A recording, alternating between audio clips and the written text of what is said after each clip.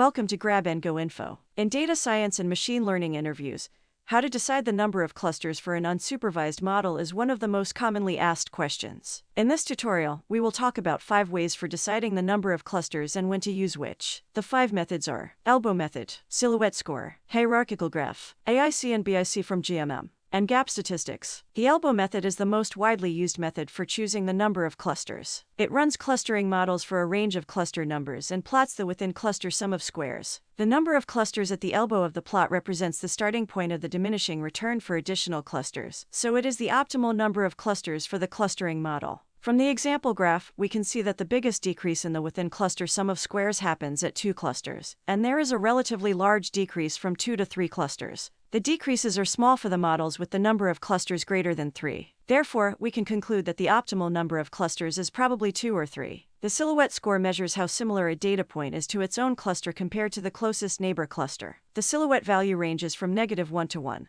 The best value is 1, and a value close to 1 means that the sample's distance to the nearest neighbor cluster is much larger than the intra-cluster distance. 0 indicate overlapping clusters. The worst value is -1, and a value close to -1 means that the sample is assigned to the wrong cluster. Note that silhouette coefficient is only defined if the number of clusters is at least 2 and at most the number of samples -1. The silhouette score of the model is the average silhouette value of all samples. From the example graph, we can see that the model with 2 clusters has the highest value of silhouette score, and the model with 3 clusters has the second highest value, so we get the result that there are 2 or 3 clusters. The hierarchical graph represents the distance between data points in a tree structure. The y-axis is the Euclidean distance, so the longer the vertical line is, the larger distance between the clusters. From the example graph, we can see that the 2 clusters connected by the blue line have the largest distance, and the 2 subclusters in red have a relatively large distance too. Therefore, the hierarchical graph suggests 2 or 3 clusters. The Gaussian Mixture Model AIC and BIC scores can help us decide the optimal number of clusters. Both AIC and BIC are metrics that measure the relative prediction errors of different models. The lower the value is, the better the model is. From the example graph, we can see that BIC has the smallest value at 2 clusters, and similar value at 3 clusters. Although the AIC value for 10 clusters is the smallest, the difference between 2 or 3 clusters and 10 clusters is quite small. In this case, we will choose a simpler model with 2 or 3 clusters. Gap statistics compares the change in within-cluster dispersion with the uniform distribution.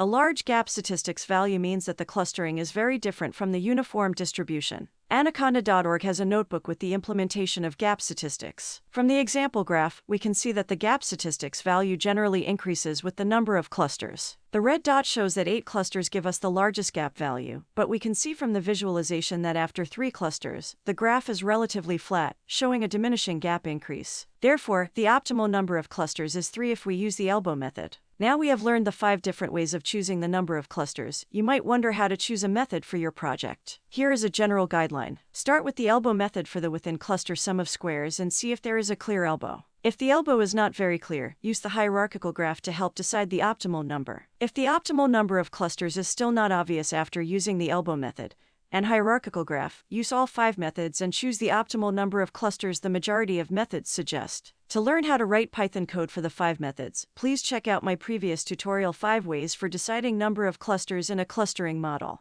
If you have made it this far, you probably find the information in this tutorial helpful. Please click the like button and subscribe to the channel to get notified when I publish new videos like this. To learn more about data science interview questions and answers, please click the YouTube playlist on the screen now. Thank you for watching and see you in the next video.